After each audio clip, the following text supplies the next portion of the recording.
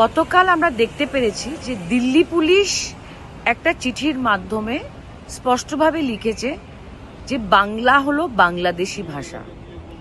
এটা কি ধরনের চিন্তা ভাবনা আমি বলতে পারবো না, কারণ দিল্লি পুলিশের এতটুক জ্ঞান নেই যে আজকে বাংলা ভাষা একটা রেকগনাইজ ভাষা আমাদের দেশে।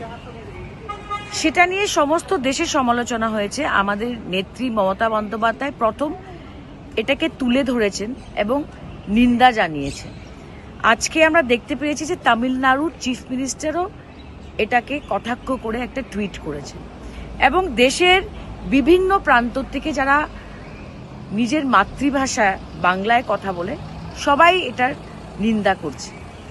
অমিত মালভিয়া বিজেপির আইটি সেলের চেয়ারম্যান স্পষ্টীকরণ দিতে গিয়ে সিলেটিদের অপমান করেছেন। উনি বলছেন যে বাংলাদেশি ভাষা দিল্লি পুলিশ কেন লিখেছে, কারণ বাংলাদেশে শুধু বাংলা ভাষা বলা হয় না, সিলেটিও বলা হয়। এবং এটাও বলছেন যে সিলেটি এরকম একটা ভাষা যে এই দেশের বাঙালিরা এটা কেউ বুঝতে পারে না, কারণ এটা বাংলাদেশের ভাষা।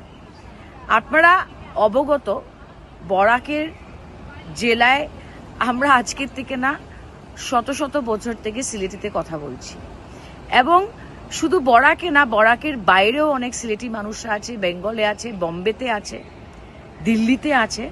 তো অমিত মালভিয়াজিকে বলবো, আপনারা যখন একটা ভাষার ইতিহাস জানেন না, যখন একটা অঞ্চলের ইতিহাস জানেন না, তখন আপনারা এই ধরনের মন্তব্য কেন করছেন? আমি মনে করি এটা সিলেটি ভাষার অপমান। আজকে সিলেটিতে আমরা অনেকেই কথা বলি, বিগত দিনে বলেছি, আগামী দিনেও বলবো। আর প্রাইম মিনিস্টার মোদিকে বলছি, আপনি যাদেরকে হোয়াটসঅ্যাপ ইউনিভার্সিটির ডিগ্রি দিয়ে রেখেছেন ওদেরকে আমরা ধিক্কার জানাচ্ছি